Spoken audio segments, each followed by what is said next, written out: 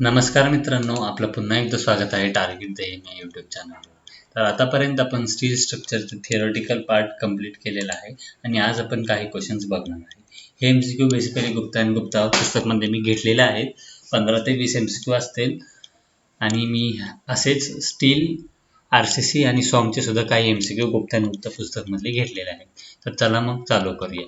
पहिला आहे the heaviest I section for same depths. Heaviest I section same डेप्थसाठी कुठला असणार आहे? पहिला आहे ISMB, दुसरा आहे ISLB, तिसरा आहे ISHB, चौथा आहे ISWB. ISMB म्हणजे काय? Indian standard medium weight beam. ISLB म्हणजे काय? Indian standard light weight beam.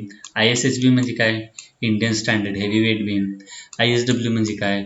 Indian standard wide flange beam. तर ह्याच्यामधलं हेविएस्ट म्हणजे काय? हेविएस्ट म्हणजे ISHB असणार आहे, कारण सेम डेप्थसाठी ही मीडियम वेट असणार आहे, ही लाईट वेट असणार आहे, ही हेवी वेट असणार आहे आणि वाईड फ्लॅंजचा आणि वेटचा काही संबंध नसतो, त्यासाठी ISHB ही करेक्ट आन्सर आहे.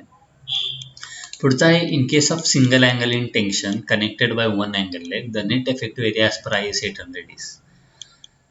तर इथं विचारलेलं काय आहे की सिंगल एक असं गसेट प्लेट आहे आणि एक अँगल आहे. तर in case of single angle in tension member connected by one leg only, तर इथं वन लेग ओनलीनं कनेक्टेड आहे. द नेट इफेक्टिव्ह एरिया, तर आता ह्याचं इफेक्टिव्ह एरिया काय असणार आहे? Net effective area. Net effective area म्हणजे काय? आपल्याला बेसिकली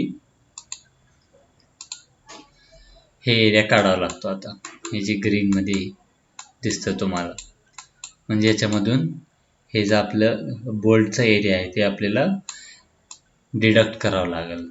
तर ती करण्यासाठी डायरेक्टली IS मध्ये एक फॉर्म्युला दिलेला आहे. ए म्हणजे काय? तर net sectional area connected leg, म्हणजे आपल्याला फक्त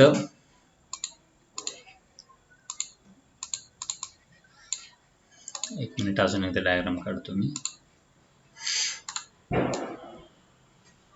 हे आपलं गसेट प्लेट,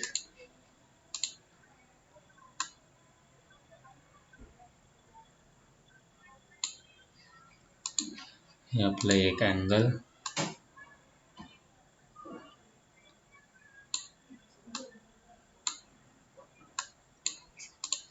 हे तुम्ही अजून करा की ही कनेक्टेड आहेत.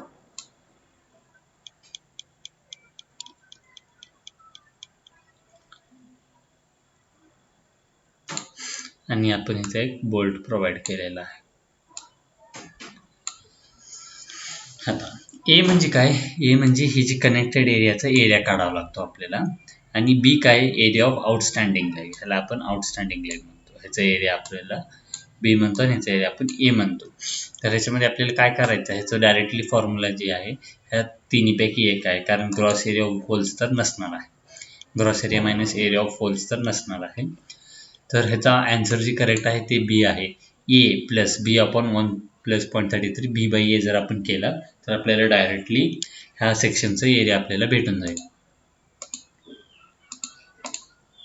म्हणजे एवढा सेक्शनचा एरिया आपल्याला भेटून जाईल. आपण टोटल एरियामधून सुद्धा एरिया ऑफ होल्स मायनस केल्यावर काही एरर येतो, म्हणून आपण हे फॉर्म्युला डायरेक्ट आपल्याला IS कडून हे फॉर्म्युला दिलेला आहे. तर पुढचा आहे as per IS 800 the maximum deflection in beam should not exceed. हे आपण RCC मध्ये सुद्धा क्वेश्चन बघितलेला आहे, पण तिथं अकॉर्डिंग टू IS 456 होता आणि ती बीम्समध्येच होता. तर तिथं आपण घेतलं होतं IS याला पण 250 और 350 काय तर होता, बेसिकली 350च होता. तर IS 800 मध्ये स्टील स्ट्रक्चरचा इथं बात केलेला आहे.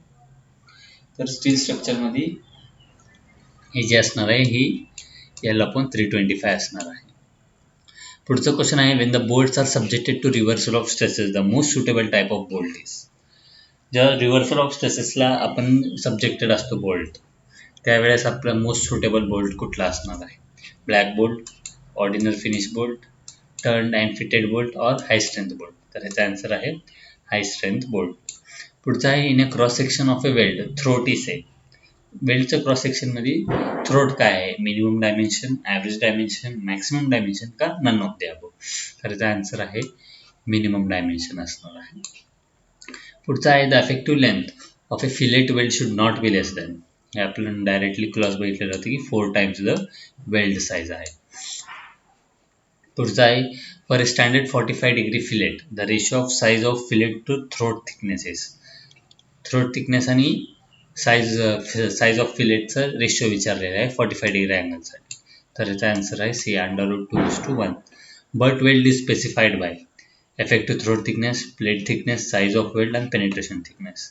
तर याचा आन्सर आहे इफेक्टिव्ह थ्रोट थिकनेस. वेल्ड जी आहे कुठलं पण वेल्ड असू दे ती इफेक्टिव्ह थ्रोट थिकनेस आपण स्पेसिफाय करतो. पुढचा आहे the actual thickness of butt weld as compared to thickness of plate is usually. Thickness of butt weld ती थिकनेस ऑफ प्लेटपेक्षा जास्त असणार आहे, कमी असणार आहे का सेम असणार आहे असं विचारलेलं आहे. तर याचा ऑप्शन आहे मोर असणार आहे बट वेल्ड.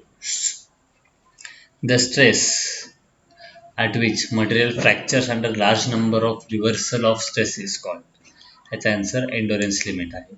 एन्डोरन्स लिमिट म्हणजे तुम्ही जिथं आपण नंबर ऑफ सायकल असतात, क्रिपमध्ये ही बेसिकली कन्सेप्ट होतो की तुमचं मटेरियल जे आहे ही नंबर ऑफ सायकल्स रिपीट करतो आणि त्याच्यामध्ये reversal of stresses number of सायकलमध्ये रिपीट होतो. पण एका टायमाला असं एक सायकल येतो ती जी आपलं एन्डोरन्स लिमिट आहे ती क्रॉस झाली की आपलं मटेरियल जे आहे ती फेल होऊन जातो. पुढचा आहे a ductile structure is defined as one for which the plastic deformation fracture before fracture. Ductile structure म्हणजे काय असं विचारलेलं आहे बेसिकली. याचं काय ह्याचं smaller than the elastic deformation vanishes is equal to elastic deformation is much larger than the elastic deformation. आणि plastic deformation आणि इलास्टिक डिफॉर्मेशन मधला कंपॅरिझन विचारलं तर आन्सर डी आहे. प्लास्टिक डिफॉर्मेशन जे आहे ही इलास्टिक डिफॉर्मेशनपेक्षा खूप मोठा असतो. पुढचा आहे upper yield point in stress strain curve in structural steel can be avoided by. Upper yield point आपण स्ट्रेस स्ट्रेन कर्वमध्ये स्ट्रक्चरल स्टीलमध्ये कसा अवॉइड करू शकतो? कोल्ड वर्किंग, हॉट वर्किंग, क्वेसिंग का गॅल्व्हनायझिंग. तर याचा आन्सर आहे कोल्ड वर्किंग. कोल्ड वर्किंग करून आपण अप्पर यील्ड पॉईंट अवॉइड करू शकतो. पुढचा आहे most critical consideration in the design of rolled steel columns carrying axial load is the most critical consideration काय असणार आहे? percent elongation at yield and the net cross sectional area. Option B critical bending strength and axial yield strength of material. Option C buckling strength based on the net area of section and percentage elongation the ultimate load. Option D compressive strength based on slenderness ratio and cross sectional area of member. तर ह्याचा answer असणार आहे D. Most critical जे आहे ती compression strength based on slenderness ratio and cross sectional area of member. High yield deformation bar. एक minute आपण याला झूम आउट करून घेऊया. High yield deformed bars have a. High yield deformation काय आहे? डेफिनेट यील्ड पॉईंट आहे, chemical composition different from mild steel आहे का, percentage elongation less than of mild steel आहे का, percentage elongation more than of mild steel आहे. तर याचा आन्सर आहे पर्सेंटेज एलॉंगेशन जे आहे ही लेस देन माइल्ड स्टील असणार आहे. The effective length of structural steel compression member of length L effective is held in position and restrained against rotation at one end but neither held in position nor restrained against rotation at other end. म्हणजे आपल्याला translation आणि rotation एक हँडला free दिलेला आहे आणि एक हँडला restrained आणि free दिलेला आहे. आपलं जी ट्रान्सलेशन आहे ही रिस्ट्रेंड आहे आणि रोटेशन ट्रान्सलेशन जी आहे ही फ्री आहे आणि रिस्ट्रेंड अगेन्स्ट रोटेशन आहे. तर ह्याचा आन्सर काय येणार आहे ही तुम्ही मला कमेंटमध्ये सांगा. बेसिकली ह्याचं जी स्ट्रक्चर तयार होतो ती एक साईड जी आहे रोलर सपोर्ट असणार आहे आणि एक साईड जी आहे ही हिंज सपोर्ट किंवा फ्री म्हणजे ही बेसिकली आपला कॅन्टिलिव्हर बीम सुद्धा असू शकतो. दोन्ही रिस्ट्रेंड आणि दोन्ही फ्री दिलेला आहे. तर याचा आन्सर तुम्ही मला कमेंट बॉक्समध्ये सांगा. इथं आपलं स्टील स्ट्रक्चर कंप्लीट झालेलं आहे. आपण उद्यापासून सॉईल मेकॅनिक्स चालू करणार आहे. सॉईल मेकॅनिक्स झाले की इंटरनेट बेसिक्स आणि तिथं आपलं सिलेबस कंप्लीट होईल.